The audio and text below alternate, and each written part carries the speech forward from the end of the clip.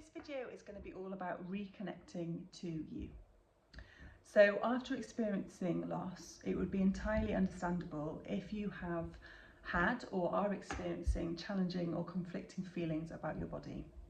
There may be distrust, there may be fear, there may be numbing out.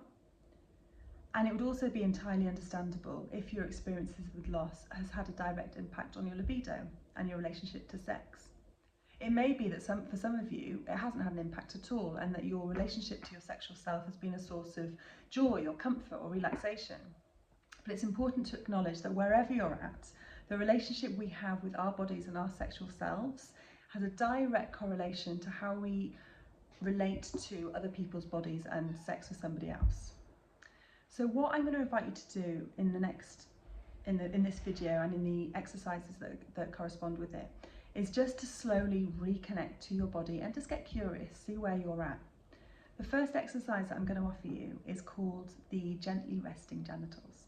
So this is a really slow, lovely, meditative almost exercise where if you feel like self-pleasure isn't really what feels comfortable for you or something that you're really interested in exploring at this stage, this can just be a really nice gentle way of reconnecting to your genitals in a way that doesn't need to involve any stimulation or any pleasure or any orgasm of any sort.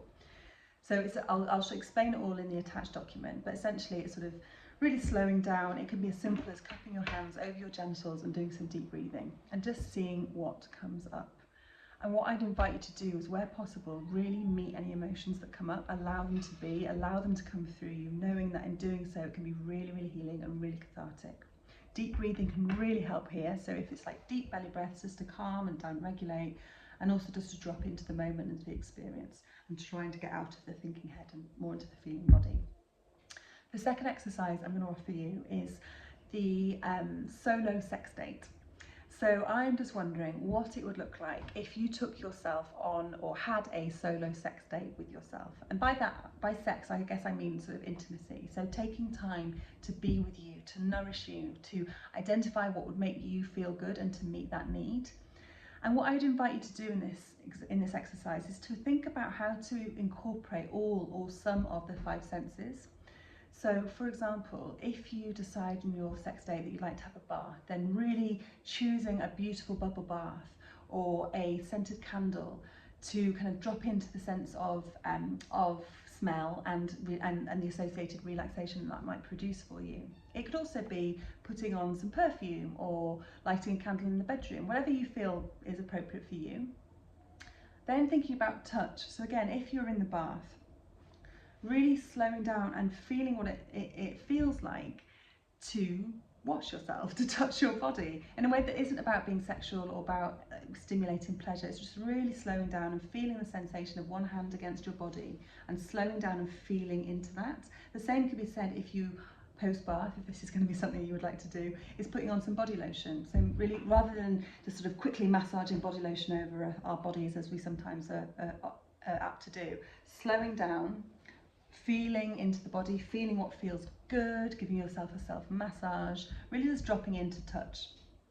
Sight, so that can be anything from, making sure that, so say you're having a date with somebody else, say it's the first date and you knew that they were going to come home with you, probably tidy your bedroom, probably make your house look nice, do the same for yourself.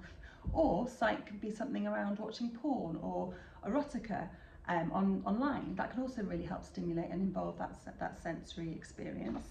And then thinking about taste. So it can be, again, if you're on a date with somebody else, perhaps you'd eat some really delicious food or have a lovely glass of wine or eat some chocolate. And why not do the same for yourself? And the invitation here is really to slow down. So if you are having a glass of wine or a piece of chocolate, really savouring the taste. How does the wine or the chocolate feel in your mouth? How would it feel to sort of allow that wine or the chocolate to sit in your mouth rather than to swallow it down quickly? And again, all of this can just help sort of stimulate your sensory experience and drop into pleasure in all aspects of the word. And then finally, have I done everything? Smell, taste, touch, sight, hearing, sound. So that can be as simple as maybe putting on a soundtrack, or it could be listening to some audio erotica, or it could even be sound through our own voices that we make as we self-pleasure or as we have our sex date on our own. So it's all an invitation, see what fits, and just I ask you just to keep an open mind and be curious about what you feel like you might need and how you could meet that. The third exercise is around a thing called the old favourite. So there was this amazing woman called Betty Dodson who sadly just passed away quite recently, and she was like an octogenarian. She was like absolutely in her 80s, and she was basically the pioneer of self-loving, of masturbation. And she in the 70s held like group parties for women to self-pleasure together. I mean, she was quite out there, but it's absolutely incredible. She's got a book called Sex for One, which I really recommend. But basically she was all about the importance of understanding our bodies and connecting to our pleasure and being able to have some sort of control and agency over it. And the reason I'm talking about Betty Dodson is not only that she's amazing, but she coined a term, the old favourite. And the old favourite is the kind of way of self-pleasuring that we probably learned when we first started self-pleasuring. It's the kind of self-pleasure that we go to if we know we want a kind of fairly reliable route from A to B and to have an orgasm and to have a certain sort of pleasure or experience. Now, there's absolutely nothing wrong with the old favourites. It can be really reliable, it can be really enjoyable, it can be really quick. Keep it on the sexual menu, absolutely. But the challenge with just experiencing pleasure through the old favourite, for example, is that it can be quite limiting when it comes to having or experiencing pleasure with somebody else. So if we can only experience pleasure through a certain type of touch, if our body's lying in a certain place, if we're tensing in a certain way, then it's going to be really hard for our partners to necessarily be able to deliver the same kind of touch that we need. So the idea is, as I say, to keep the old favourite on the sexual menu, but to try and expand it so that you're opening up your body's receptivity to other forms of pleasure. So the old favourite's a bit like the motorway. Going from A to B is the quickest and most efficient way to go. And what I would encourage you to do is to kind of use the metaphor more if it doesn't get overused or get confusing, but almost like, what would it be like to take the scenic route? So it's still like aiming towards pleasure, we're still aiming towards orgasm if that feels good, but we're kind of deviating off the tried and tested path. And one way that we can slowly start to introduce this is by exploring 3 foundations of self-pleasure that I'm going to share with you now as a brief overview. This will also be in all the attached documents, so don't worry about taking notes or anything. However, the first one is breath. So when we self-pleasure, again, the old favourite, or the way we used to learn to self-pleasure as children, often what can happen is our breath gets very constricted or even held, which again is fine if it means that you can get from A to B really quickly, but the invitation, again, is to just really explore what it would be like to use your breath. So that might be some deep belly breathing to help calm and down-regulate the nervous system, and also to explore how deep breathing during peak moments of arousal, so almost just when you're near orgasm, can impact the experience. And breath work can also be really interesting when it comes to if you're feeling like, oh, I'm just really not in the mood, I'm not feeling turned on. Doing a more up-tempo breathing style can also help in just sort of increasing the arousal. So if we've got on the one hand the deep belly breathing, so maybe just slow inhales and exhales through the nose and the mouth for a count of 4.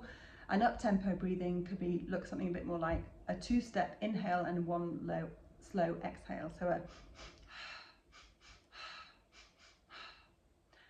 practice breath work outside of self-pleasuring first so you can get familiar with them, particularly with the up-regulating breath work. Be careful, only take 10, 20, 30 seconds to practice, because we don't want to kind of go into areas where you might enter into kind of hyperventilation sort of scenarios. So it's just kind of get familiar with it first, and then if it feels comfortable to you, try and incorporate some of that breathing when you're practicing your old favourite sort of means of self-pleasure. The second foundation is movement. So again, quite often we have our way of being physically when we self-pleasure with using our old favourite. So it might be that for some people we always have to be lying on our back, for others it's always on the front, for some people it might be standing up. But whatever yours is, how about incorporating a little bit of change, a little bit of a routine? So that could be as simple as literally just sort of pausing to move your arms, move your wrists around to make circles with your wrists or even your feet. It could be standing up, shifting position, kneeling. It could also be around just doing a gentle rocking movement with your hips. And again, all of this is just an invitation to get curious and understand what works for you and how these things may or may not impact your levels of arousal. The third foundation is sound. So quite often, again, we can be really quiet when we're having sex or self-pleasuring, and actually using sound, using our vocal cords, can stimulate the vagus nerve, which basically like carries sensation throughout the body and has a direct route to your genitals. So by making sound, we can often help increase our feelings of arousal and pleasure. So when you're self-pleasuring, again using your old favourite, try in the safety of your own time in your room with no one else to sort of watch or observe or make any sort of comments, try using your voice. How would it feel to kind of moan, scream, sigh, cry, whatever it is? Again, just experiment to see how this may or may not impact. So there's quite a lot here. As I say, it's all going to be written for you in a document, so you can refer to that. And of course, let me know if any of this is unclear or you'd like any more detail around any of these things. But really, as I say, the invitation is to come back to you, come back to your pleasure and your body on your terms.